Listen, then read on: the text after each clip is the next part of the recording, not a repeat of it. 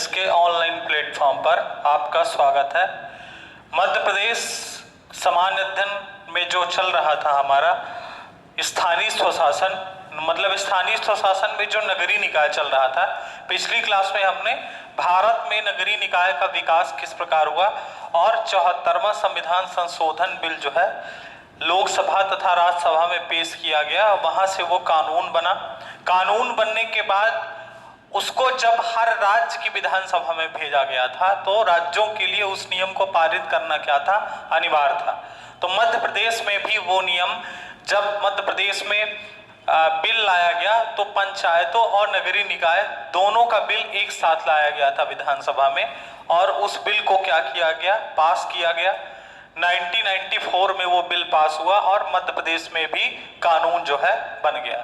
आज जो चर्चा है वो मध्य प्रदेश के पॉइंट ऑफ व्यू से होगी।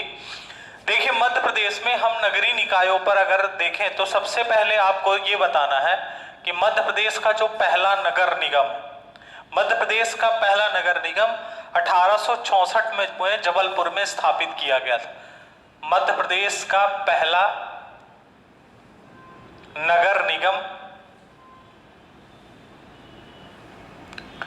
जो है 1864 में जबलपुर में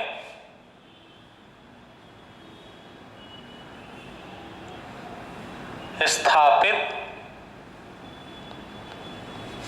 किया गया था। ठीक है, ये मध्य प्रदेश का पहला नगर निगम है। उसके बाद आप बताएंगे 1887 में, ठीक है ना, 1887 में ग्वालियर नगर निगम की स्थापना हुई। ग्वालियर नगर निगम की क्या हुई, स्थापना हुई। उसके बाद एक क्वेश्चन यहां से और पूछ लिया जाता है कभी कभी कि मध्य प्रदेश की पहली नगर पालिका कौन सी है। तो आपने सुना होगा, बहुत जगह आपने पढ़ा भी होगा कि मध्य प्रदेश की पहली नगर पालिका जो है दतिया में स्थापित की गई थी 1907 में। दतिया उस समय पर विंध्य प्रदेश का हिस्सा हुआ करता था। तो आप तीसरा पॉइंट ये बता दीजिए कि मध्य प्रदेश की पहली नगर पालिका जो है, नगर पालिका 1907 में दतिया में स्थापित की गई। दतिया में स्थापित की गई थी। दतिया उस समय पर विंध्य प्रदेश का हिस्सा था, ध्यान रखिएगा। दतिया उस समय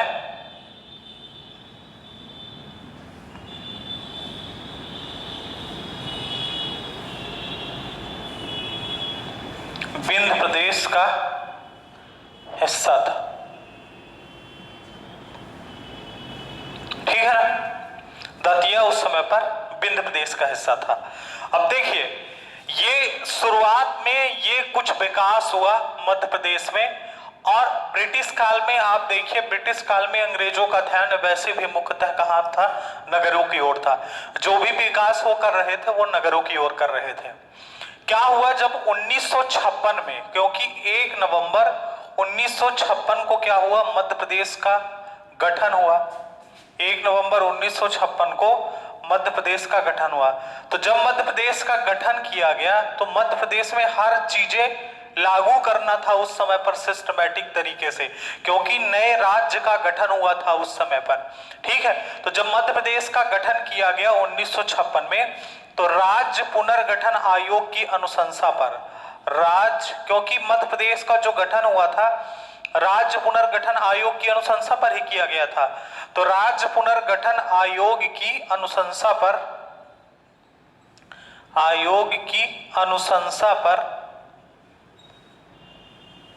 राज्य पुनर्गठन आयोग की अनुशंसा पर 1956 में नगर पालिका अधिनियम लागू कर दिया गया था। अनुशंसा पर 1956 में, या आप नीचे से लिख लीजिएगा, अनुशंसा पर 1956 में नगर पालिका अधिनियम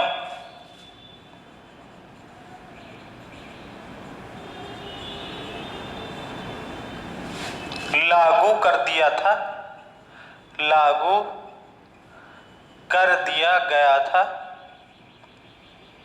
तथा नगर निगमों का गठन किया गया, तथा नगर निगमों का गठन किया गया। देखिए, कब जब नए राज्य का गठन हुआ तो उस समय पर क्या किया गया, क्योंकि उसके पहले से ही मध्य प्रदेश में नगर निगम तथा कुछ नगर पालिकाएं कार्यरत थी। तो 1956 में जब राज्य का गठन किया गया तो उस समय पर एक नगर पालिका अधिनियम लागू कर दिया गया था और जो पुराने नगर निगम थे उन्हीं नगर निगमों का पुनः गठन कर दिया गया था 1956 में।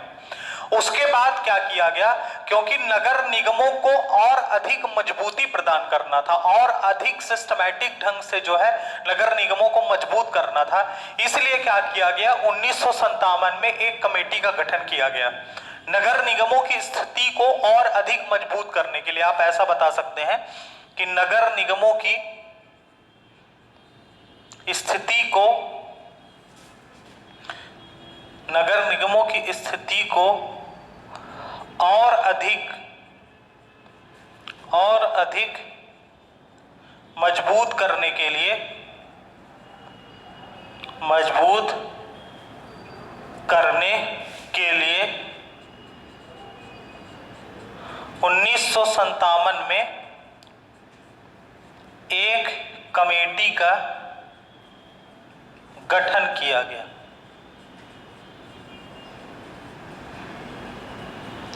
1957 में एक कमेटी का क्या किया गया, गठन किया गया। 1958 में कमेटी ने अपनी रिपोर्ट सौंप दी, कमेटी ने अपनी रिपोर्ट सौंप दी। 1958 में क्या किया गया, कमेटी ने अपनी रिपोर्ट सौंप दी और रिपोर्ट सौंप देने के बाद 1961 में आप बताएंगे कि नगर पालिका अधिनियम 1961 पारित किया गया। 1961 में नगर पालिका अधिनियम, नगर पालिका अधिनियम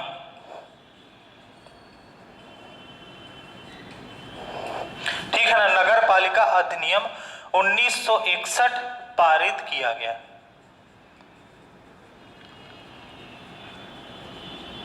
ठीक है ना, इसीलिए आप देखिए हमने यहां पर 1956, 61 एंड 94 मध्य प्रदेश में नगर पालिका अधिनियम 3 बार पारित हुआ।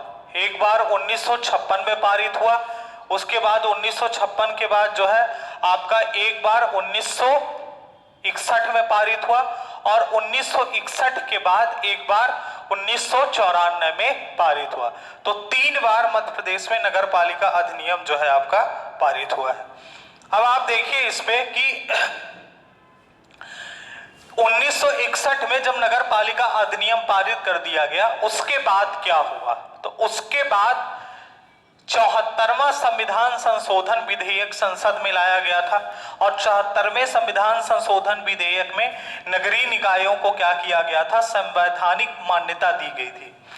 उसके बाद फिर मध्य प्रदेश के विधानसभा में भी बिल लाया गया और इसे मध्य प्रदेश में भी संवैधानिक मान्यता दी गई। तो आप बताएंगे 74वें संविधान संशोधन विधेयक द्वारा, 74वें संविधान संशोधन विधेयक द्वारा,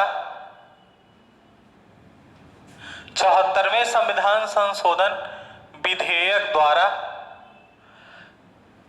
74वें संविधान संशोधन विधेयक 1992 द्वारा इसे या द्वारा नगरीय निकायों को, नगरीय निकायों को संवैधानिक दर्जा प्रदान किया गया। नगरीय निकायों को संवैधानिक दर्जा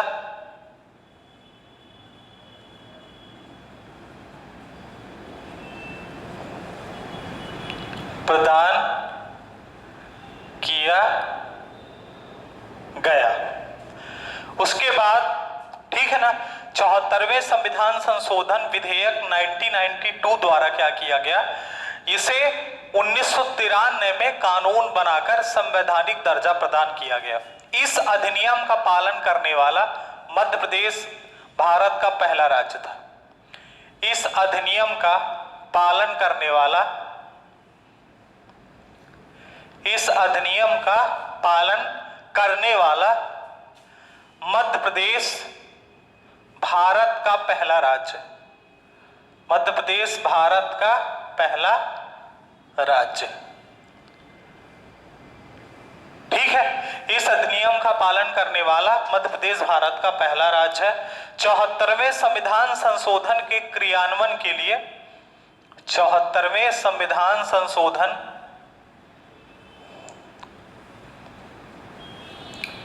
के क्रियान्वयन के लिए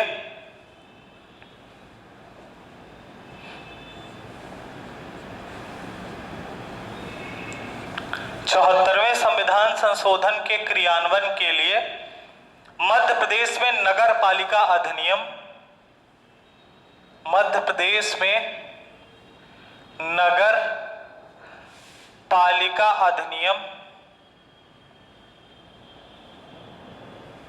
नगर पालिका अधिनियम 1994 में पारित किया गया। ठीक है ना, क्योंकि ये जो नियम था पारित किया गया। जो 74वां संविधान संशोधन था ये राज्यों के लिए पूर्णतः अनिवार्य था, तो हर राज्य को अपनी विधानसभा में बिल लाकर इसे पास करना था।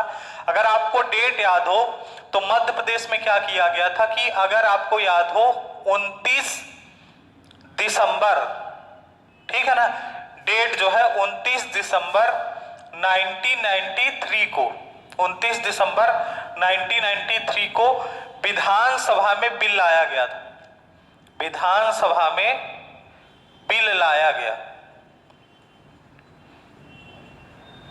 ठीक है, और 30 दिसंबर 1993 को बिल को क्या किया गया, विधानसभा से पास किया गया, विधानसभा से पास किया गया। ठीक है ना, उसके बाद 24 जनवरी 1994 को, 24 जनवरी 1994 को क्या किया गया, राज्यपाल से अनुमोदन मिला।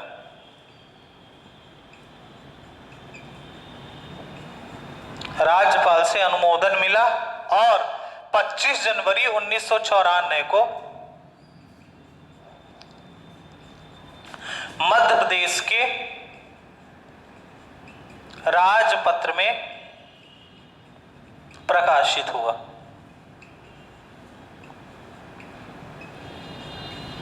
ठीक है, इस प्रकार ये, जिस प्रकार भारत में ये कानून बन गया उसी प्रकार मध्य प्रदेश के अंदर भी ये कानून बन गया। मध्य प्रदेश कानून बनाने वाला भारत का पहला राज्य है, ये ध्यान रखिएगा।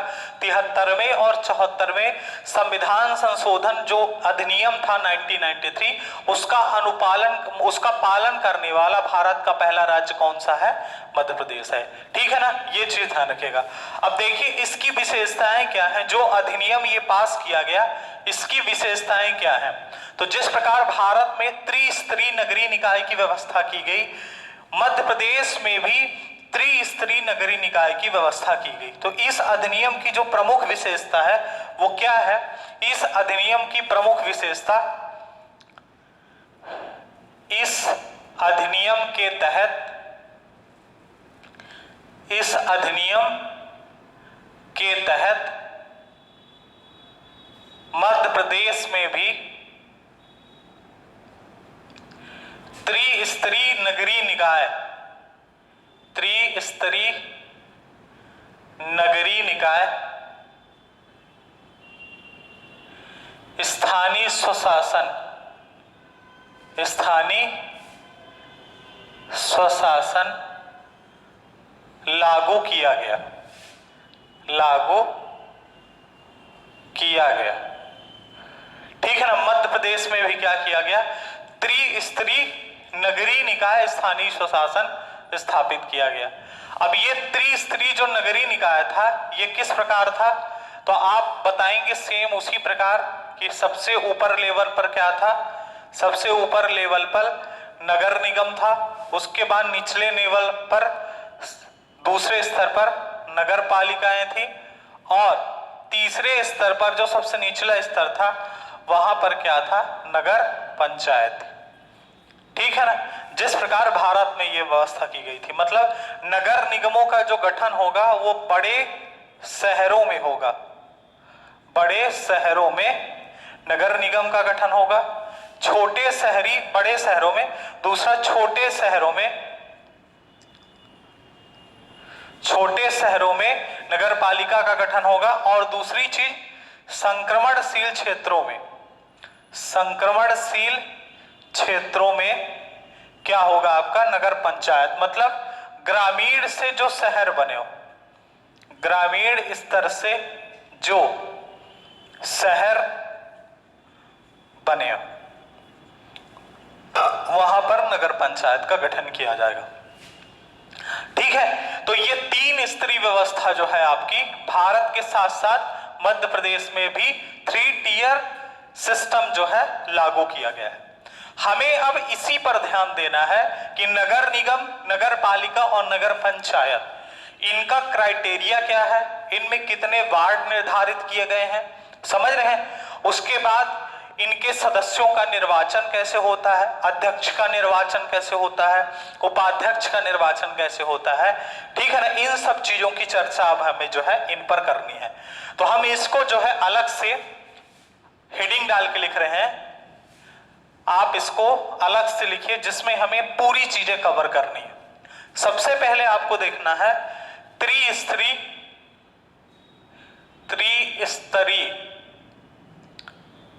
नगरीय स्वशासन।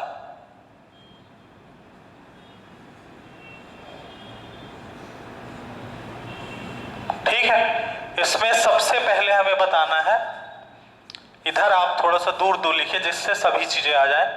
पहला है नगर निगम,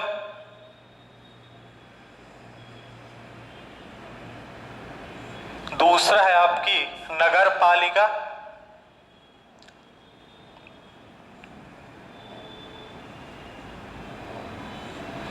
और तीसरी है आपकी नगर पंचायत।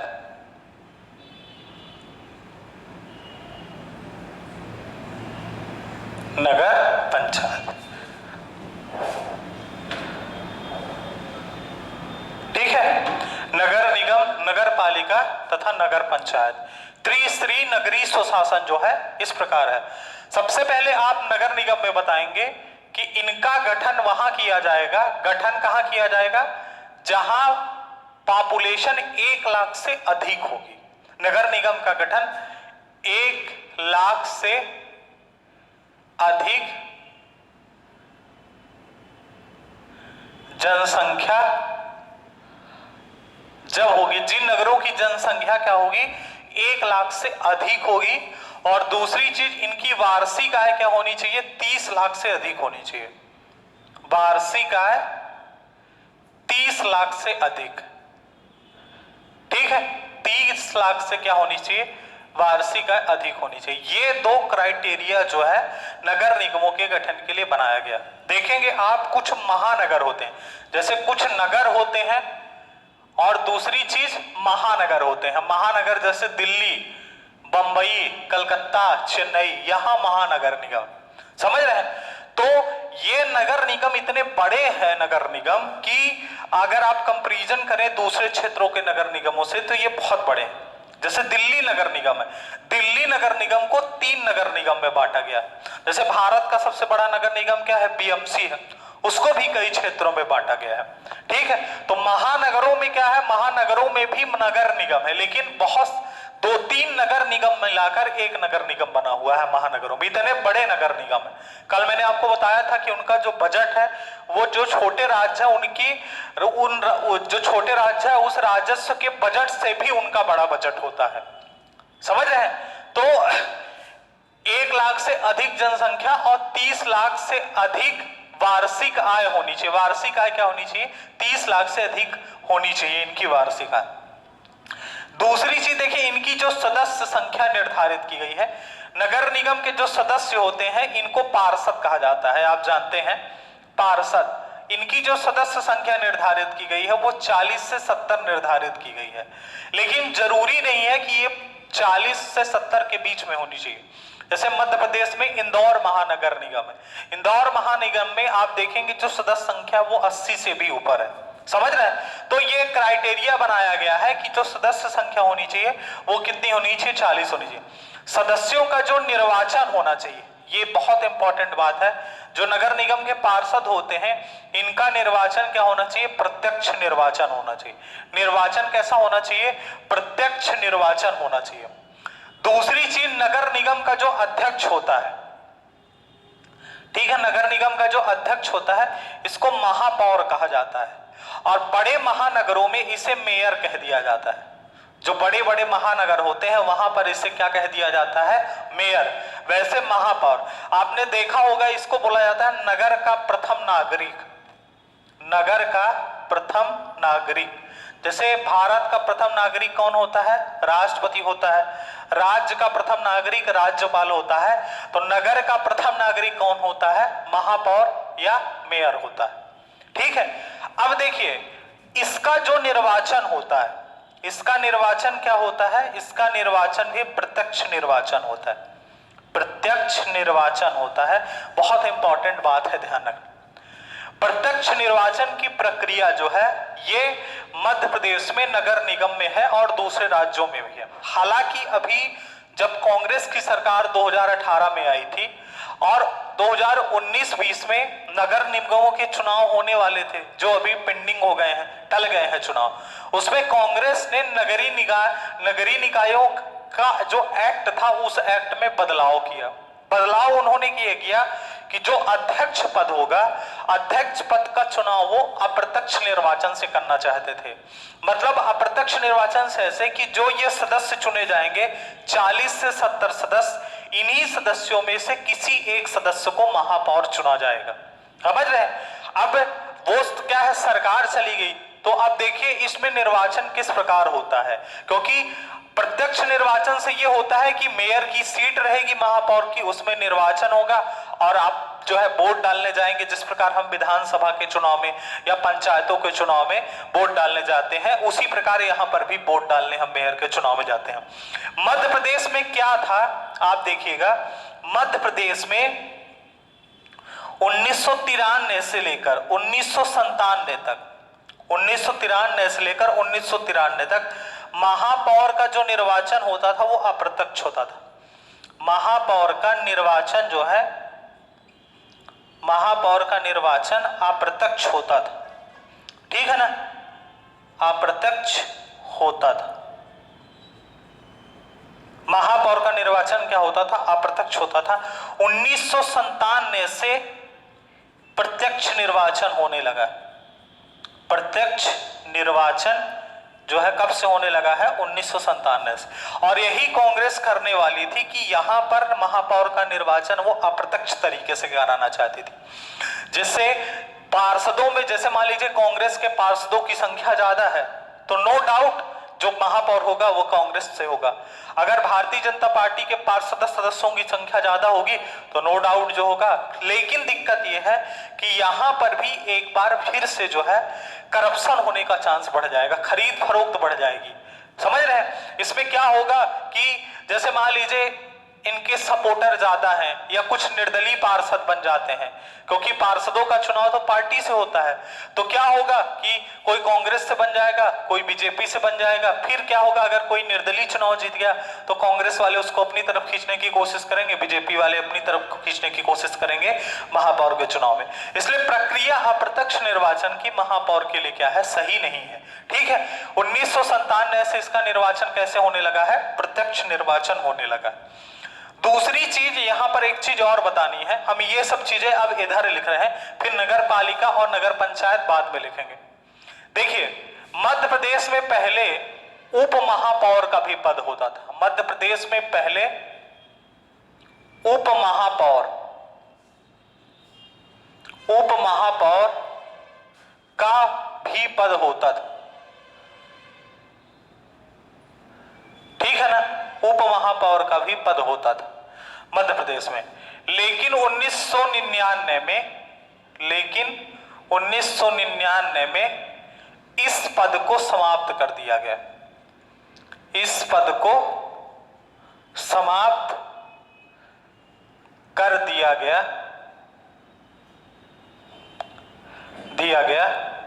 तथा इसके स्थान पर एक नया पद स्पीकर लाया गया। ठीक है ना, एक नया पद क्या किया गया, स्पीकर लाया गया। जिस प्रकार विधानसभा में स्पीकर होता था, उसी प्रकार अब नगर निगमों का संचालन जो है विधानसभाओं के अनुसार होता है। एक स्पीकर चुना जाएगा और स्पीकर जो होगा वो अप्रत्यक्ष निर्वाचन से चुना जाएगा। अप्रत्यक्ष तरीके से चुना जाएगा। मतलब जो ये सदस्य हैं 40 से 70 सदस्य, यही सदस्य किसका चुनाव करेंगे, स्पीकर का चुनाव करेंगे। इन्हीं सदस्यों में से किसी एक को स्पीकर चुन लिया जाएगा। क्योंकि जो उप महापौर होता था, उप महापौर का भी निर्वाचन उस समय पर अप्रत्यक्ष तरीके से होता था। मतलब इन्हीं 40 से 70 सदस्यों में से किसी व्यक्ति को उप महापौर चुन लिया जाता था। ठीक है, तो ये चीज हमें क्या है, ध्यान रखनी है। उसके बाद आप बताएंगे राज्यपाल नगर निगम में 6 विशेष सदस्यों को नियुक्त करता है। 6 विशेष सदस्यों को नियुक्त करता है। 6 विशेष सदस्यों को राज्यपाल क्या करता है, प्रत्येक नगर निगम के अंदर 6 विशेष सदस्यों को क्या करता है, नियुक्त करता है। दूसरी चीज, नगर निगम में क्या होता है कि उस क्षेत्र के विधायक व सांसद, उस क्षेत्र के विधायक व सांसद नगर निगम के पदेन सदस्य होते हैं।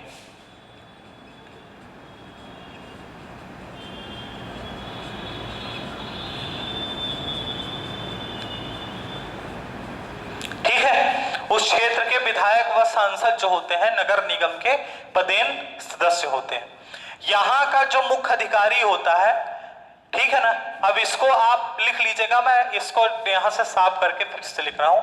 इसका जो मुख्य अधिकारी होता है, नगर निगम का जो प्रमुख अधिकारी होता है, वो आपका मुख्य कार्यकारी अधिकारी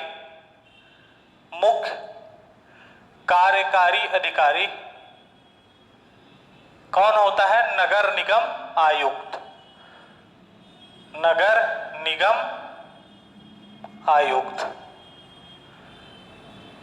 ठीक है, नगर निगम आयुक्त। ये आईएएस अधिकारी होता है।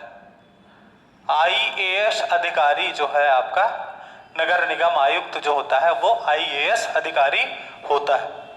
दूसरी चीज, इस नगर निगम में एक समिति होती है, ठीक है ना, जिसको मेयर इन काउंसिल, मेयर की एक समिति होती है, मेयर इन काउंसिल समिति कहा जाता है।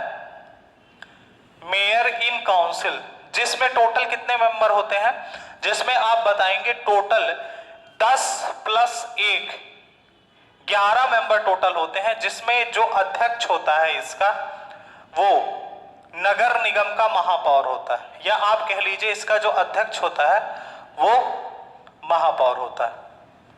और ये 10 जो होते हैं अन्य सदस्य होते हैं। 10 सदस्य जो होते हैं आपके अन्य सदस्य होते हैं। ठीक है, ये चीज आप इसमें बताएंगे। वर्तमान समय में मध्य प्रदेश में 16 नगर निगम है। वर्तमान समय में मध्य प्रदेश में 16 नगर निगम है। ठीक है ना, 16 नगर निगम है। अब एक चीज ये ध्यान रखिएगा, जब 2013 और 14 में चुनाव हुआ था नगर निगमों का, 14 या 15 में, उस समय पर मध्य प्रदेश में 14 नगर निगम थे। ठीक है।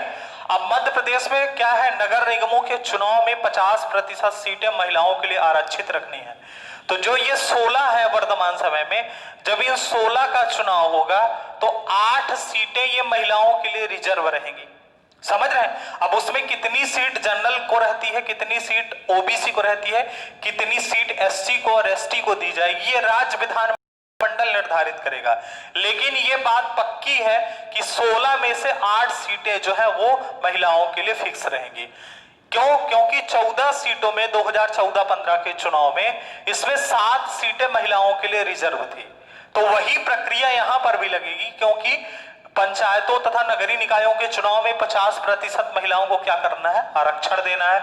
इसलिए 16 में से 8 सीटें जो होगी वो जो है आपको महिलाओं की रिजर्व रहेंगी। ठीक है। अभी हम फिर लास्ट में जो ये 16 नगर निगम है इनके सभी के नाम लिख लेंगे, और कौन कौन से नगर निगम जो है अभी 2014 में 2 नगर निगम बनाए गए हैं। एक है छिंदवाड़ा नगर निगम और मुरैना नगर निगम। ये नवीनतम नगर निगम है। अगर ये क्वेश्चन पूछा जाएगा कि मध्य प्रदेश का सबसे पुराना नगर निगम कौन सा है, तो आप बताएंगे जबलपुर नगर निगम है।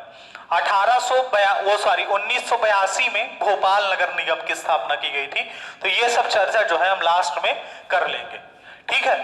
उसके बाद दूसरी चीज हमें बतानी है नगर पालिका। तो नगर पालिका का क्या होगा कि उन छोटे शहरों में नगर पालिका का गठन किया जाएगा जहां की जनसंख्या क्या होगी, 50,000 से अधिक होगी, परंतु 1 लाख से क्या होगी, कम होगी। नगर पालिका के बारे में फैक्ट लिख रहे हैं। जनसंख्या क्या होनी चाहिए, जनसंख्या 50,000 से अधिक, लेकिन 1 लाख से क्या होनी चाहिए, कम होनी चाहिए। ठीक है, 1 लाख से कम। ऐसे क्षेत्रों में नगर पालिका का गठन किया जाएगा। दूसरी चीज, इनकी जो सदस्य संख्या होगी, इनकी सदस्य संख्या, इनके सदस्यों को भी पार्षद कहा जाता है। इनकी जो सदस्य संख्या होगी वो क्या होगी, 15 सदस्यों से 40 सदस्यों तक इनकी संख्या जो होगी वो निर्धारित की गई है। दूसरी चीज देखिए, इनके सदस्यों का जो निर्वाचन होगा, इनके सदस्यों का जो निर्वाचन होगा वो निर्वाचन कैसा होगा, प्रत्यक्ष निर्वाचन होगा। ठीक है ना, प्रत्यक्ष निर्वाचन होगा। दूसरी चीज, नगर पालिका अध्यक्ष जो होगा, इसका जो अध्यक्ष होता है, इसका अध्यक्ष जो होता है, इसका निर्वाचन कैसे होता है, जो इसका अध्यक्ष होता है नगर पालिका अध्यक्ष, ठीक है ना, इसका निर्वाचन जो होता है वो प्रत्यक्ष तरीके से होता है। और इसका जो उपाध्यक्ष होता है, इसका निर्वाचन जो होता है वो अप्रत्यक्ष तरीके से होता है। ये बात ध्यान रखिएगा, अप्रत्यक्ष तरीके से। ठीक है ना, मतलब जो ये सदस्य होते हैं, ये सदस्य अपने में से ही किसी को क्या करते हैं, उपाध्यक्ष चुनते हैं, और अध्यक्ष का चुनाव क्या होता है, प्रत्यक्ष तरीके से होता है। दूसरी चीज आप बताएंगे, राज्यपाल यहां 4 विशेष सदस्यों को मनोनीत करता है। राज्यपाल जो है 4 विशेष सदस्यों को मनोनीत करता है। 4 विशेष सदस्यों को मनोनीत करता है, मनोनीत करता है। ठीक है ना। और यहां का जो मुख्य अधिकारी होता है, मुख्य अधिकारी जो होता है वो कौन होगा, यहां का मुख्य अधिकारी बताइए। यहां का जो मुख्य अधिकारी होगा वो अधिकारी होगा मुख्य नगर पालिका अधिकारी, मुख्य नगर पालिका अधिकारी। ठीक है, इसको इंग्लिश में कहेंगे चीफ म्युनिसिपल ऑफिसर या सीएमओ। ठीक है, आप देखेंगे एमपीपीएससी में क्या होता है कि सीएमओ की वैकेंसी आती है। सीएमओ बी ग्रेड भी होता है और सी ग्रेड भी होता है। तो जो बी ग्रेड अधिकारी होते हैं वो नगर पालिका के लिए नियुक्त किए जाते हैं, और जो सी ग्रेड अधिकारी होते हैं वो नगर पंचायत के लिए नियुक्त किए जाते हैं। उनका नाम वही है, सीएमओ यहां पर भी मुख्य अधिकारी होगा, नगर पंचायत में भी होगा, लेकिन यहां पर बी ग्रेड होगा और यहां पर क्या होगा, सी ग्रेड होगा। ठीक है, ये क्या होगा, पीएससी से नियुक्त किया जाएगा, और सेकंड ग्रेड जो है ये अधिकारी होता है। ठीक है, यहां का जो मुख्य अधिकारी होता है। उसके बाद यहां पर भी एक समिति होती है जिसको कहा जाता है प्रेसिडेंट इन काउंसिल।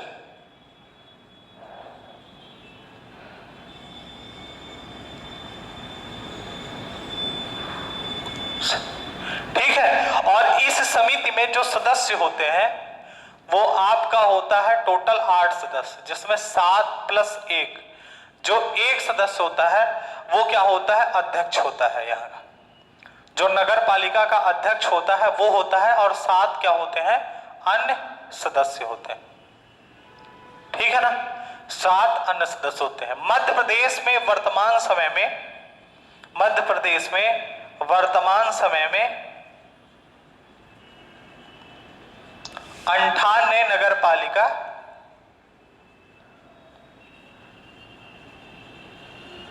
कार्यरत। ठीक है, वर्तमान समय मध्य प्रदेश में 98 नगर पालिका कार्यरत। ठीक है, तो ये चीज आपको ध्यान रखनी है।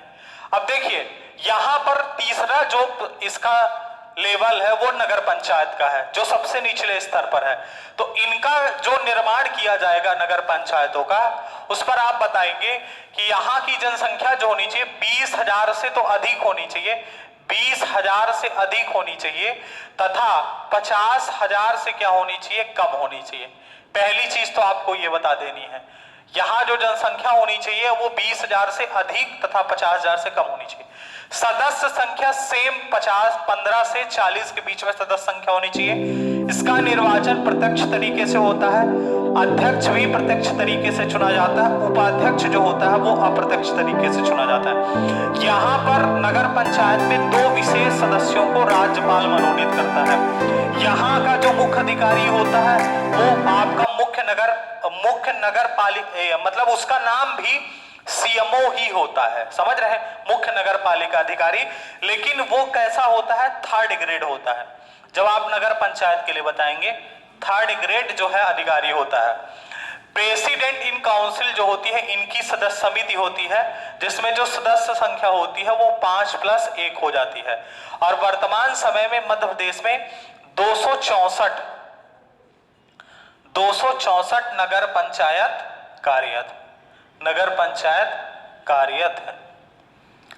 ठीक है, तो ये मध्य प्रदेश में जो है, आप मध्य प्रदेश में नगर निगम, नगर पालिका तथा नगर पंचायत के बारे में ये कुछ महत्वपूर्ण जानकारियां हैं। ठीक है, आपको क्या करना है, आप तीनों को मतलब सिस्टमैटिक तरीके से, एक तरफ नगर निगम, एक तरफ नगर पालिका और एक तरफ नगर पंचायत, कॉपी में लिख लीजिएगा, फिर तीनों को एक साथ पढ़िएगा।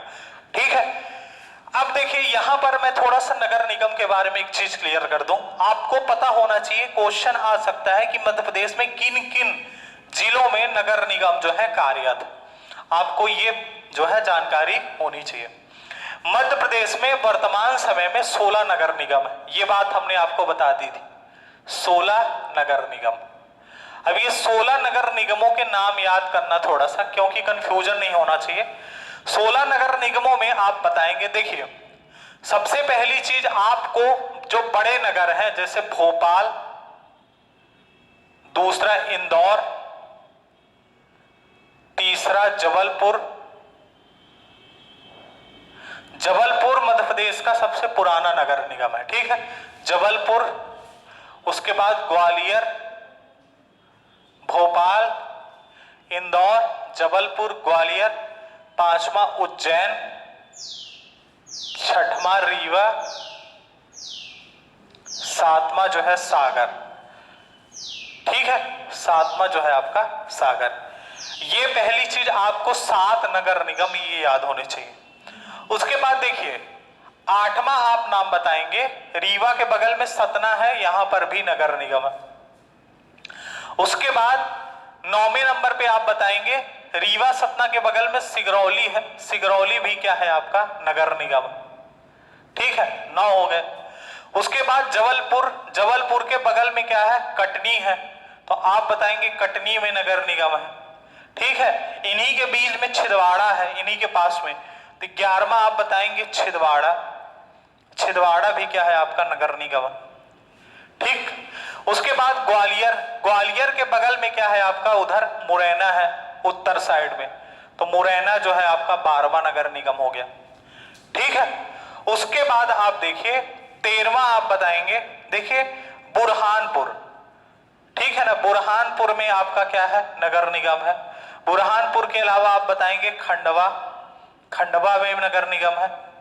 ठीक है, उसके बाद आप बताएंगे खंडवा के बाद जो है आपका देवास, देवास में नगर निगम है। और देवास के बाद 16वें नंबर पर जो है आपका, ठीक है, 16वें नंबर पर आपका है रतलाम। ये आपके 16 नगर निगम जो मध्य प्रदेश में वर्तमान समय में कार्यरत। अब देखिए 16 नगर निगमों के अलावा देखिए जो दो नगर निगम है, इसमें आपका मुरैना और छिंदवाड़ा, इन दो नगर निगमों की स्थापना दोनों की 2014 में की गई थी। ये मध्य प्रदेश के दोनों नवीनतम नगर है। अब दो नगर निगम प्रस्तावित है, मतलब भविष्य में अगर दो नगर निगम बनते हैं तो यही दोनों नगर निगम होंगे। दो प्रस्तावित है, उसमें कौन है, पहले नंबर पर है मुरैना, पहले नंबर पर आपका जो है वो है आपका भिंड, और दूसरे नंबर पर क्या है आपका दतिया। भिंड और दूसरे नंबर पर जो है दतिया। ठीक है, दूसरे नंबर पर है दतिया। ये चीजें आपको रटनी है, यहां से क्वेश्चन आएगा। नगर निगम पूछा जा सकता है कि निम्नलिखित में कहां नगर निगम है या कहां नगर निगम नहीं है। अब एक चीज ध्यान दीजिए, मध्य प्रदेश में नगर निगम में 2 बार ऐसा हुआ कि यहां पर ट्रांसजेंडर महापौर चुने गए। 2 बार ऐसा हुआ। एक बार हुआ 1999-2000 में जो नगर निगमों के चुनाव हुए, उस चुनाव में क्या हुआ कि कटनी से जो है एक किन्नर, आप कह लीजिए किन्नर महापौर जो है, जैसे मध्य प्रदेश भारत में पहली बार जो किन्नर विधायक थी वो भी मध्य प्रदेश से चुनी गई, शबनम मौसी जो है।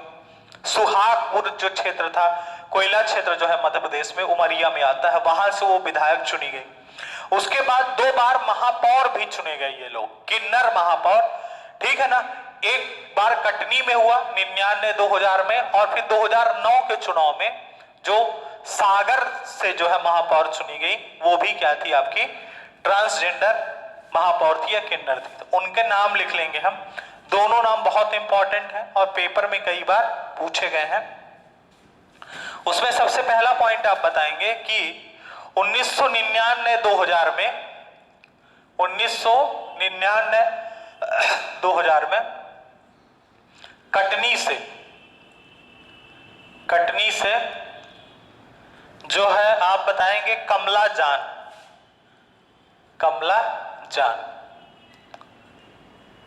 किन्नर महापौर चुनी गई।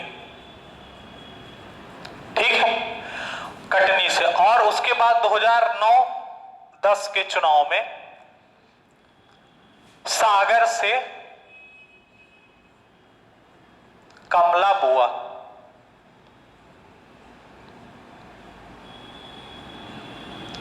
किन्नर महापौर चुने गए,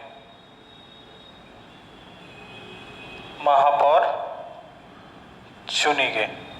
हालांकि बाद में न्यायालय ने, हाई कोर्ट ने इनकी जो सदस्यता थी वो समाप्त कर दी थी, क्योंकि जो इनके खिलाफ चुनाव लड़े थे इन्होंने केस दायर कर दिया था, क्योंकि ये सीट जो थी महिला सीट थी और महिला सीट से ये चुनाव जीती थी। इसलिए फिर क्या हुआ, हाई कोर्ट में मामला गया और हाई कोर्ट ने इन दोनों लोगों की जो सदस्यता थी वो समाप्त कर दी थी। तो यहां से क्वेश्चन ये बन सकता है कि अगर क्वेश्चन ये आए कि देश की पहली किन्नर विधायक कौन है, तो शबनम मौसी। अगर क्वेश्चन ये आए कि देश की पहली किन्नर महापौर कौन है, तो आपको आंसर पता होना चाहिए कमला जान। और कहां से, वो कटनी से महापौर बनी थी। और दूसरा अगर क्वेश्चन पूछा जाए कि दूसरा कौन थी, तो दूसरा कमला बुआ थी। और ये सागर से, कहां से, सागर से जो है आपकी महापौर चुनी गई थी।